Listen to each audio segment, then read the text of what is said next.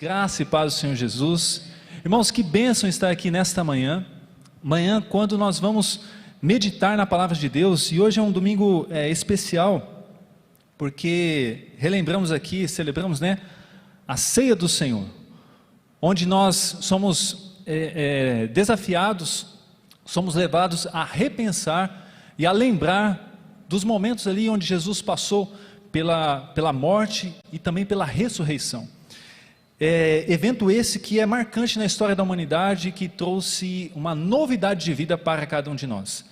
Então, por isso, pensando hoje, quando nós estamos relembrando, estamos diante desse memorial, que é a ceia do Senhor, eu quero pensar com você sobre o seguinte tema, a partir da palavra de Deus. Na verdade é uma pergunta, quem é Jesus? Quem é Jesus para você? Você que nos acompanha aí pela nossa transmissão no YouTube, se você quiser pode colocar aí, escrever aí no nosso bate-papo, quem é Jesus? Tem esse slide, essa frase, como é que você completaria essa frase? Jesus é o quê? Quem é Jesus para você? Interessante que na sexta-feira, nós lançamos esse exercício no Instagram da igreja, e a gente recebeu muitas respostas, As pessoas falaram assim, olha, Jesus é amor, Jesus é maravilhoso, Jesus é tudo sobre minha vida, Jesus é salvação, luz na escuridão, Ele é direção, Ele é perfeito, Ele é santidade, Jesus é extraordinário, amém? Eu sei que se a gente tivesse oportunidade, cada um aqui poderia mencionar algo acerca de Jesus, o que Jesus representa na sua vida. Mas é interessante que nas últimas décadas, quando nós observamos as produções de cinema, livros, documentários, a gente encontra muita coisa acerca de Jesus. Muitas pessoas tentam responder essa pergunta, quem é Jesus? Existe muito material, se você for fazer uma busca simples na internet, você vai encontrar muitos resultados para isso. Enfim, a pessoa de Jesus, ela é uma figura que marcou a história. Quem é esse homem que muitas vezes nos leva às lágrimas? Quem é esse homem que em alguns momentos nos coloca de joelhos? Quem é esse homem que nos fortalece nos momentos de angústia? Quem é essa pessoa que traz paz ao nosso coração quando as coisas não vão bem? Quando a gente perde algum familiar? Quando estamos diante de um luto? Quem é essa pessoa que nos faz continuar firmes, permanecendo em pé? Quem é esse homem que enche o nosso coração de alegria, mesmo que as coisas não estejam bem? Quem é essa pessoa que pode mudar completamente a vida de alguém? Quem é esse homem tão singular, tão simples, mas também tão cheio de autoridade? Quem é essa pessoa que andou por aqui, mas ao mesmo tempo era o Filho de Deus? Quem é esse homem? Quem é Jesus para você? A gente tem que buscar conhecer a Cristo, conhecer a Jesus, sabe por quê? Quando nós respondemos essa pergunta, quem é Jesus para mim? Na verdade, Jesus mostra quem nós somos. Quando nós buscamos conhecer quem Jesus é, Ele revela quem nós somos. E apesar de todo esse esforço do mundo em responder essa pergunta, eu quero na verdade ir para a palavra de Deus. Peço que você abra a sua Bíblia no Evangelho de Marcos, no capítulo 1, é o texto base para a nossa meditação, e nós veremos aí no Evangelho de Marcos, o que podemos aprender acerca da pessoa de Jesus. Quem é Ele? Quem é esse homem tão significativo? Eu estou olhando aqui, o pastor Djalma fez a pergunta aí para nós, no nosso chat, quem é Jesus para você? O Marco Aurélio respondeu aqui, é o meu Messias, Salvador e Senhor. A Maria Guiar disse, Jesus é meu Pai. Também Jesus é tudo na minha vida, salvação, perdão, amor. Olha só, glórias a Deus por isso. Jesus é amigo incomparável. Eu gosto muito dessa definição, Jesus como meu amigo, porque é justamente uma das coisas que Ele faz na nossa vida, estar conosco em todos os momentos. Mas então quando nós olhamos aqui o Evangelho de Marcos, a gente pode enxergar, e o Evangelho de Marcos ele é muito interessante, porque ele é menor do que os outros evangelhos. E no Evangelho de Marcos, Marcos é alguém muito objetivo. Inclusive, acredita-se que Marcos foi uma espécie de secretário de Pedro. E Pedro, a gente sabe que era aquele homem de ação. Ele era, assim, alguém pronto ali para responder. Ele tinha essa postura. E Marcos, há um registro em que diz que ele atuou como um redator, como um tradutor ali de Pedro. E é interessante porque o Evangelho de Marcos, ele é muito objetivo.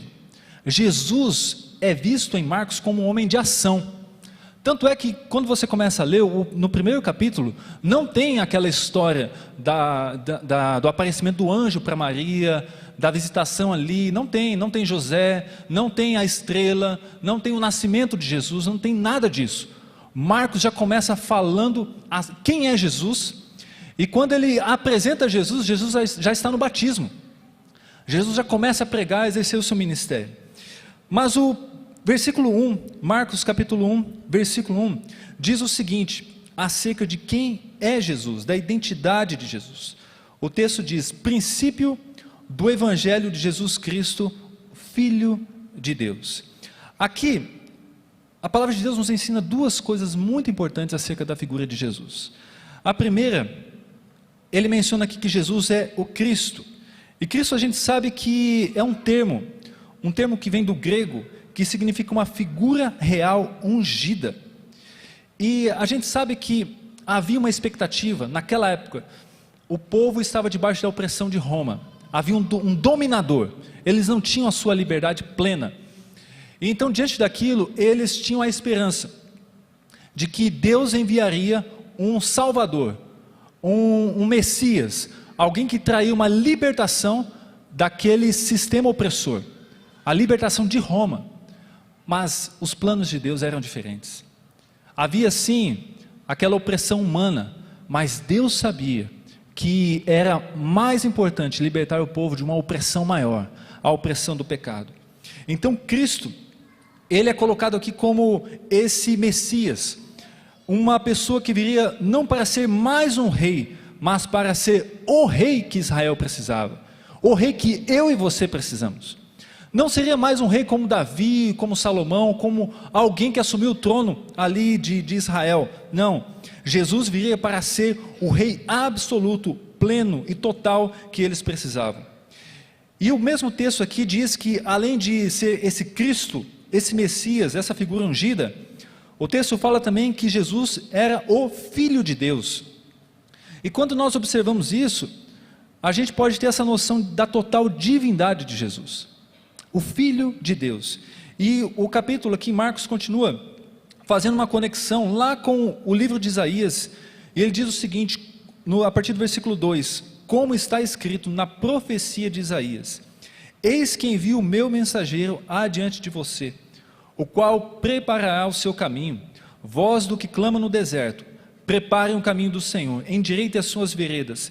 E foi assim que João Batista apareceu no deserto, pregando o batismo de arrependimento para a remissão de pecados.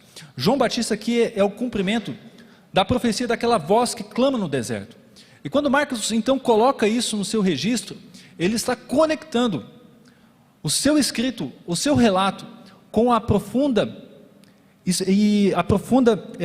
religião histórica de Israel. Ele insere Jesus em tudo aquilo que já havia acontecido. Porque naquela época não havia o Novo Testamento, eles tinham os escritos do Antigo Testamento. E Marcos então faz essa conexão, apresentando Jesus como o Messias e como o Filho de Deus. Jesus é o cumprimento da visão de todos os profetas da Bíblia. Tudo aquilo que foi falado acerca de Jesus, desde lá do Gênesis, Jesus veio para cumprir. E é interessante que o texto continua, ainda no capítulo 1, a partir do versículo 9, como eu disse, Marcos já vai aqui falar sobre o batismo de Jesus.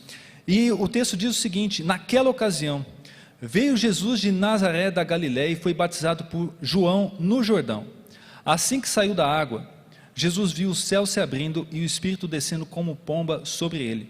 Então veio dos céus uma voz, tu és o meu Filho amado, de ti me agrado.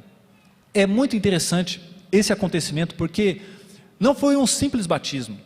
João batizou muitas pessoas, havia multidões ali, pessoas que vinham até ele, das mais diferentes dos mais diferentes tipos de pessoas para serem batizados por João.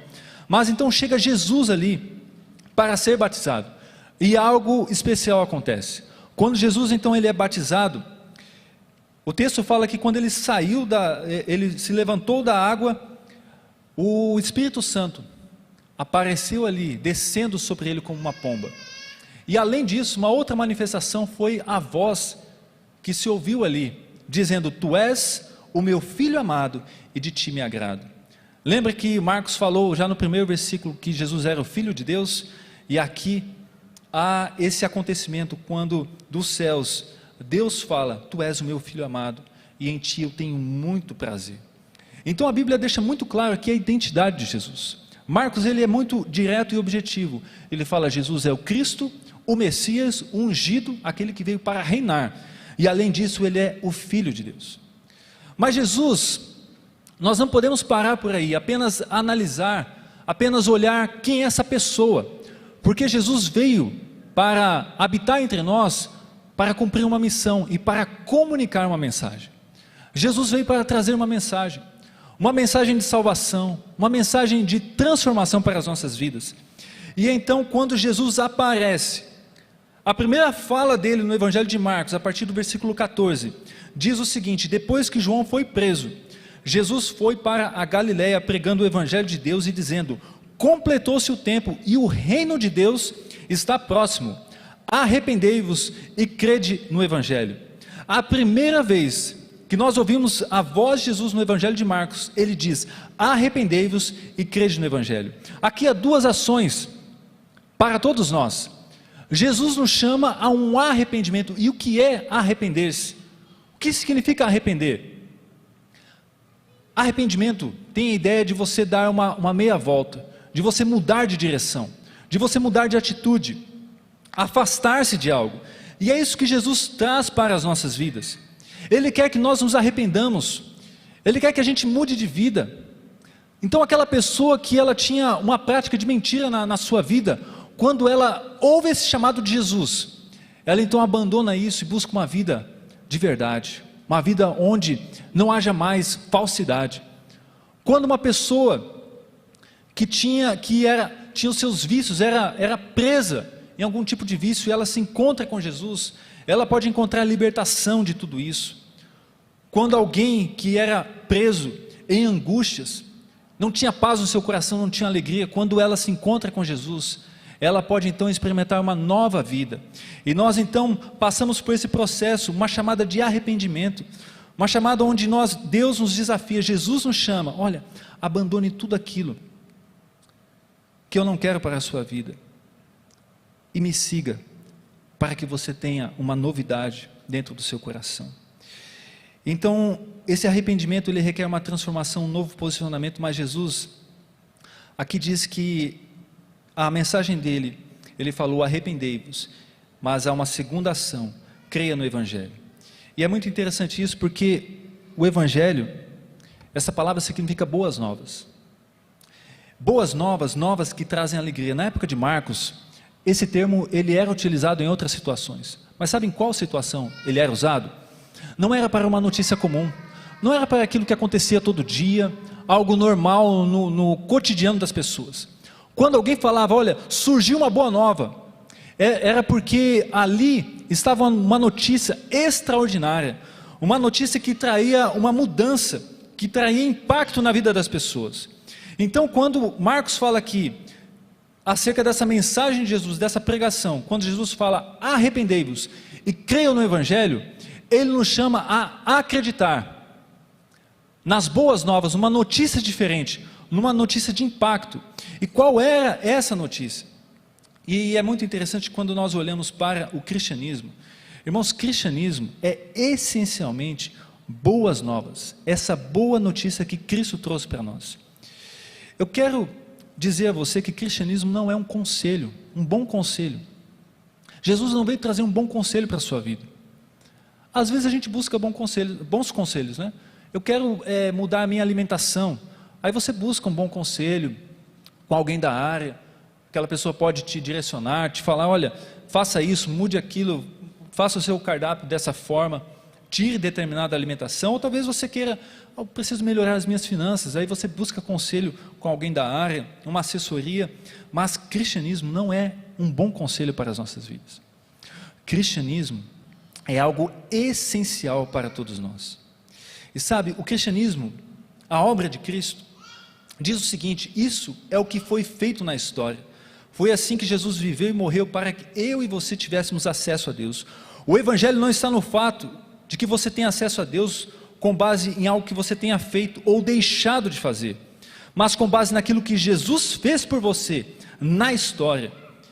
Quando Cristo fala aqui e nos chama ao arrependimento e a crer no evangelho, ele também fala aqui que o reino de Deus está próximo. Então qual é essa boa nova? Essa boa nova que Jesus trouxe para nós.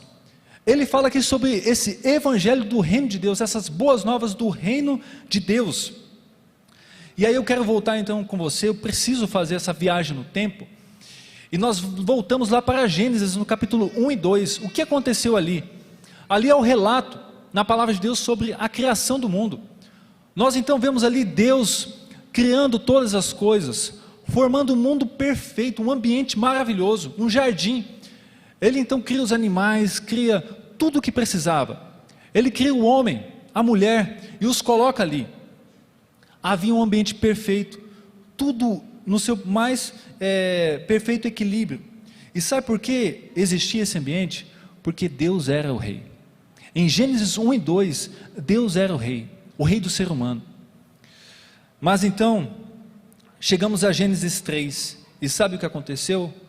No terceiro capítulo de Gênesis, o homem escolheu ser o seu próprio rei. Em Gênesis 1 e 2, Deus era o rei.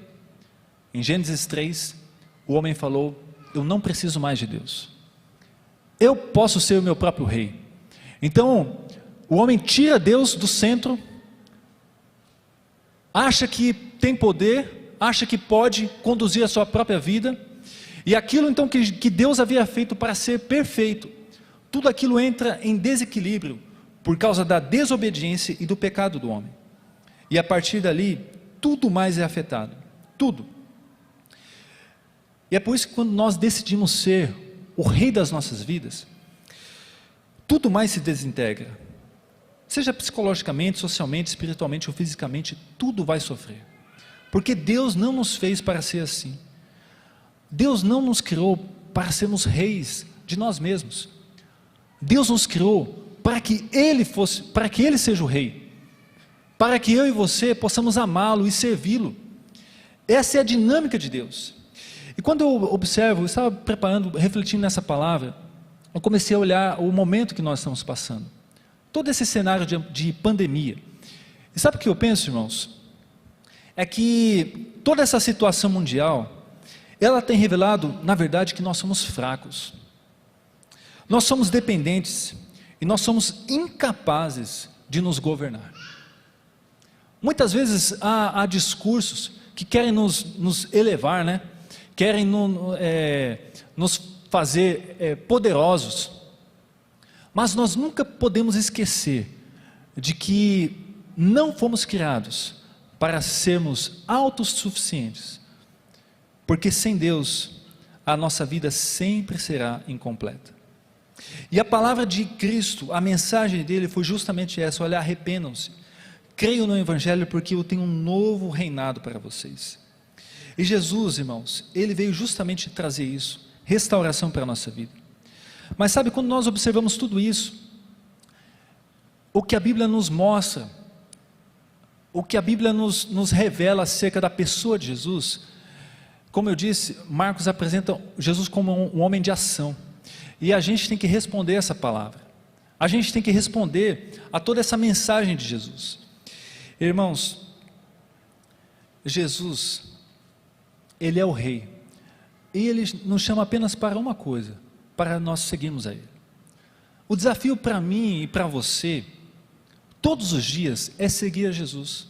É isso que a gente deve fazer, em todas as situações, dentro da sua casa, no seu trabalho, nas suas decisões. O que você sempre tem que pensar, e o que você sempre tem que buscar, é seguir a Cristo. Essa é a resposta que nós temos para Ele. E é interessante que logo depois que Jesus, ele iniciou seu ministério, e ele começou a pregar esse arrependimento e as boas novas do reino de Deus, ele começa a chamar pessoas para segui-lo. Isso não era comum naquela época. As pessoas estavam acostumadas com que o mestre, né, ele ficasse, e ele esperava os seus discípulos, os seus aprendizes virem até ele. Ele não ia chamando as pessoas. Mas Jesus não é um mestre comum. Jesus então faz algo diferente. Ele muda aquela dinâmica e ele sai buscando e chamando as pessoas para segui-lo. E assim, irmãos, como Jesus chamou os 12 para estarem com ele, assim como Jesus chamou tantas pessoas, ele chama a mim e a você também. O chamado de Jesus continua ainda hoje, chamando a todos. Mas saiba de uma coisa, Jesus quer prioridade. É interessante que já lá no Evangelho de Lucas, no capítulo 14, versículo 26, a palavra de Deus diz o seguinte: se alguém vier a mim e amar pai, mãe, mulher e filhos, irmãos e irmãs, e até a própria vida, mais do que a mim, não pode ser meu discípulo. Há uma outra tradução que diz o seguinte: se alguém vier a mim e não aborrecer a seu pai, mãe, mulher, filhos, irmãos e irmãs, e ainda também a sua própria vida, não pode ser o meu discípulo. Eu sei que no primeiro momento isso pode até causar uma certa confusão. Como assim? Jesus me chama então para seguir a Ele, e eu tenho então que negar tudo, todos os meus relacionamentos, vínculos, família? Não é isso. O sentido aqui de aborrecer, na verdade, é amar menos. Nós continuamos amando, amamos a nossa família, amamos filhos, irmãos, pais, mas quando nós decidimos seguir a Cristo, o nosso amor maior deve ser Ele.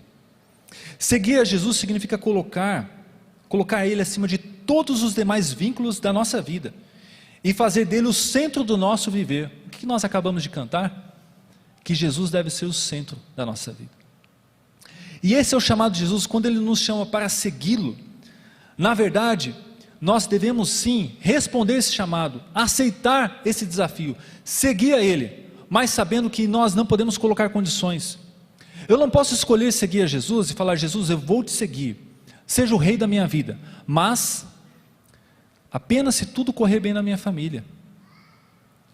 Jesus, eu vou te seguir, mas somente se eu tiver uma vida muito boa e tranquila. Seguir a Cristo não é assim. Quando Ele nos chama para segui-lo e para fazer dele o rei das nossas vidas, nós não podemos colocar condições. Não é assim que nós devemos seguir.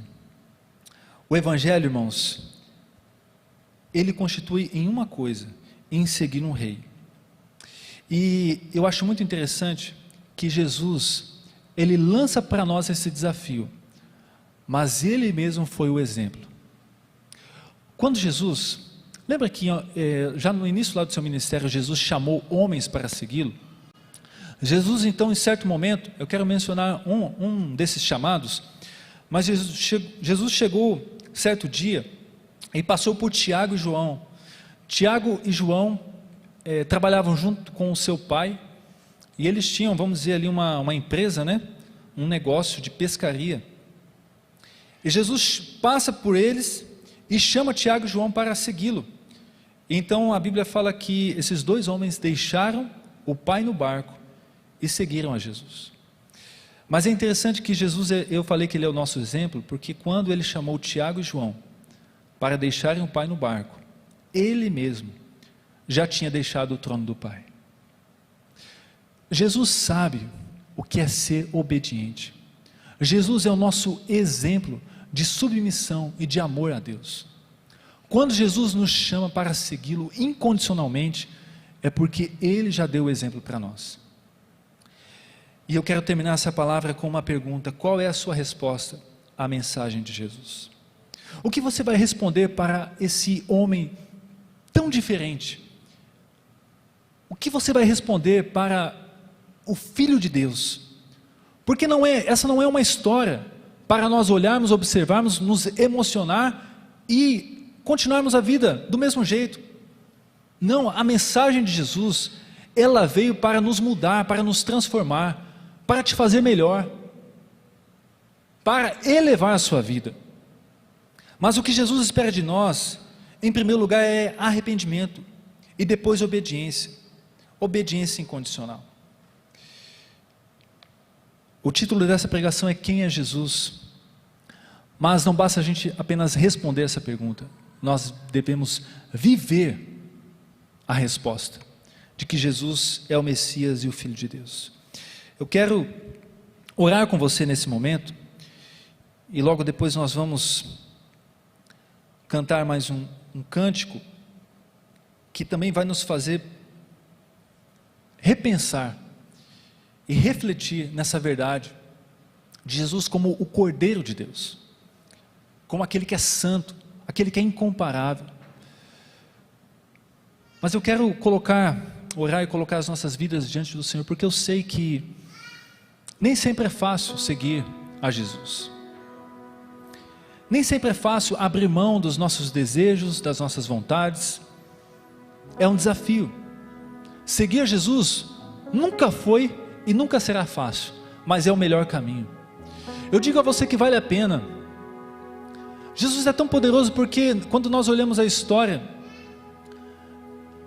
houve tantos homens e mulheres que mesmo diante da oportunidade de salvarem as suas vidas, não negaram a Jesus, porque eles sabiam que o bem mais precioso que alguém tem, que alguém pode ter, e ninguém pode tomar, é uma vida entregue a Jesus Cristo.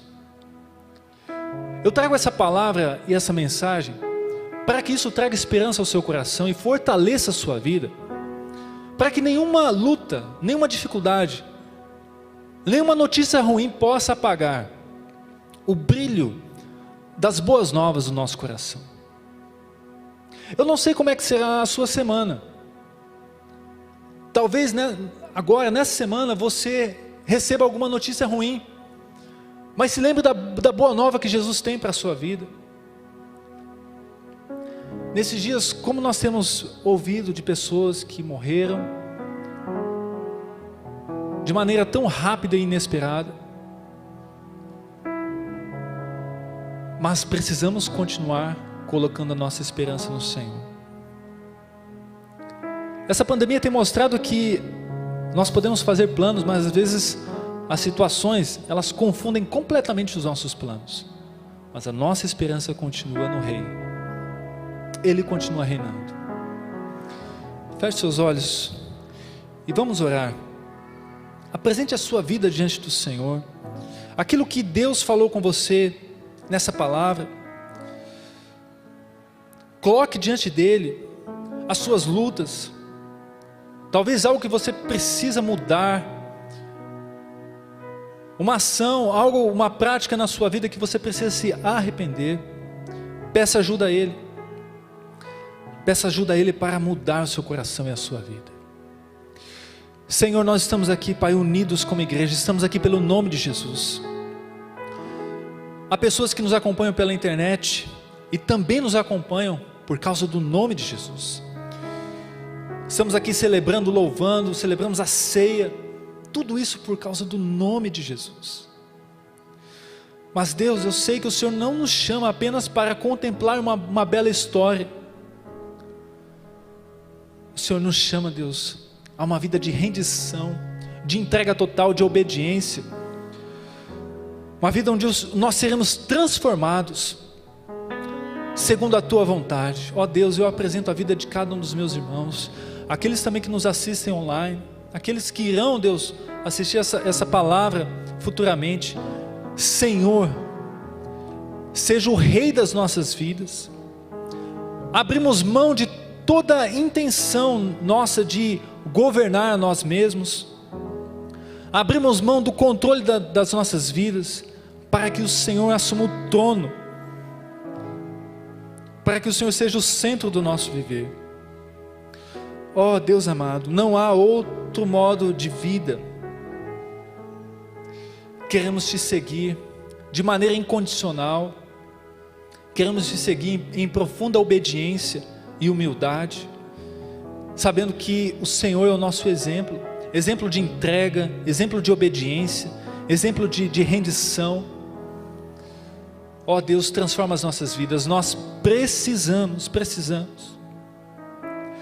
Porque o Senhor não é mais um conselho que foi oferecido para melhorar a nossa vida. O Senhor é a razão que nós precisamos. O Senhor é o nosso tudo.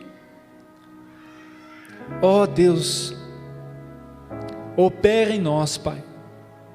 Opera em nós a transformação e a mudança que precisamos, para que possamos viver de maneira como o Senhor. Que o Senhor seja o Rei das nossas vidas. É o que eu lhe peço, Pai, em nome de Jesus. Amém e amém.